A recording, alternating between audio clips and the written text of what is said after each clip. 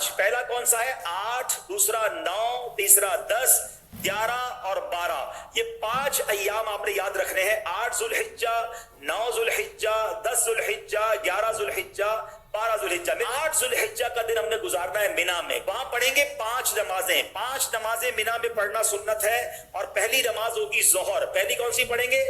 फिर असर, फिर मगरिब, अगली इशा और फिर फजर। ये फजर की नमाज हम अदा करेंगे तो ये कौन सी तारीख हो जाएगी?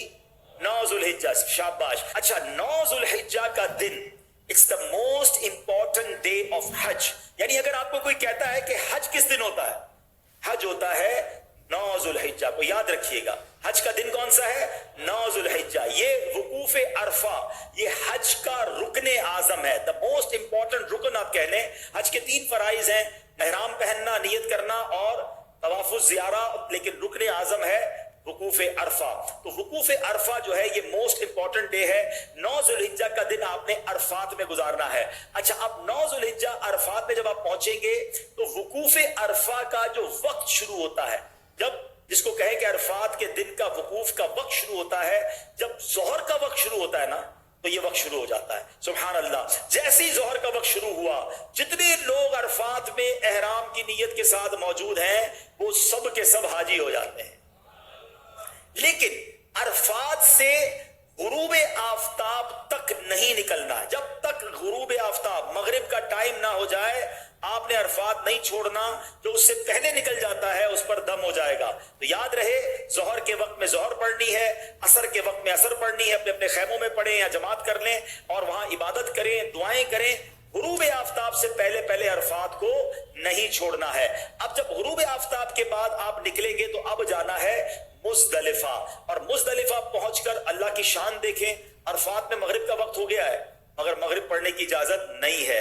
अच्छा, मुजदलिफा में भी मगरिब और इशा पढ़ेंगे मगर इशा का वक्त शुरू हो जाने के बाद पढ़ेंगे। यानी इशा का वक्त शुरू हो गया, अब मगरिब और इशा पढ़ेंगे।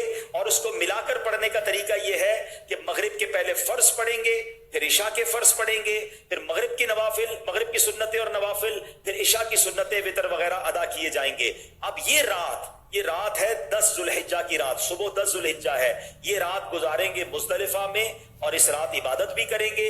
और यहां फजर की नमाज पढ़ना या फजर के वक्त में यहां होना जरूरी है, क्योंकि मुजदलिफा का जो वकूफ का वक्त है ये जब शुरू होता है कि जब फजर का वक्त शुरू होता है। अच्छा, अब सुबह हो गई। ये सुबह कौन सी है? कौन सी तारीख हो गई? 10 जुल्हिज्जा। पाकिस्तान में क्या होता है? कौन सी ईद होती है?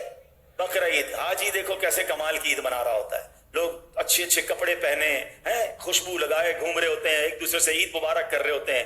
हाजी के एहराम भी मैला, उसके बाल भी बिखरे हुए, उसकी आंखें भी नींद से, थकन से चूर है। ये कैसी ईद है? वल्लाह ये सारी दुनिया की ईदों से अच्छी ईद। हाय हाय, क्योंकि अल्लाह को ये मैला कुचैला हाजी बड़ा पसंद है। आज ईद का दिन है और हाजी को 3 काम करने हैं। 10 जुल्हिज्जा को 3 काम करने हैं और ये तीनों काम एक तरतीब से, सीक्वेंस से करना बड़ा जरूरी है। ठीक है, ये याद रखिएगा। पहले हाजी ने क्या करना है? रमी करनी है। क्या करना है? इसको रमी करनी है शैतान को कंकरियां मारनी है, बड़े शैतान को। उस दिन एक ही जमरे को, एक ही शैतान को कंकरियां मारनी है, 7 पत्थर मारने हैं। रमी करने के बाद हाजी ने क्या करनी? कुर्बानी। क्या करनी है?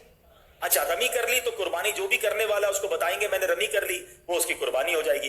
कुर्बानी हो गई तो उसके बाद हाजी ने हलक करवाना है या कसर करवाना है, तकसीर करनी है, बाल उतरवाने हैं।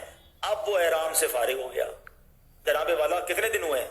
2.25 दिन तो हुए हैं। 10 जुल्हिज्जा 8 को तो एहराम बांधा था और 10 को फारिग हो गया। ठीक है, तो नो टेंशन एट ऑल। अब सारी पाबंदियां खत्म हो गई एहराम की। खुशबू भी लगाएं, सिले हुए कपड़े भी पहने, एंजॉय करें। सिर्फ एक पाबंदी बाकी है जो मर्दों औरत की पाबंदी है। अब जब तवाफुज ज़ियारा कर लेंगे वो पाबंदी भी खत्म हो जाएगी। तो टेंशन एहराम की नहीं लेनी है। 2.5 डेज, 2.25 दिन, 2.5 दिन में आप एहराम से ऑलमोस्ट फारिग हो जाएंगे। अब आपका एक बड़ा फर्ज बाकी है और वो क्या है? तवाफुज ज़ियारा। तवाफुज ज़ियारा उसका नाम जरूर है मगर चक्कर उसके भी साथ ही है। वो नॉर्मल तवाफ की तरह है मगर ये तवाफ ज्यादा इंजॉयबल है कि इस तवाफ में अब आप कपड़े पहने हुए हैं, अब आप एहराम में नहीं हैं, अब आप अपने लिबास के साथ बड़े सुकून से तवाफुज ज़ियारा करेंगे। और फिर एक वाजिब है, वो है हज की सई। तो तवाफुज ज़ियारा और सई आपने करनी है।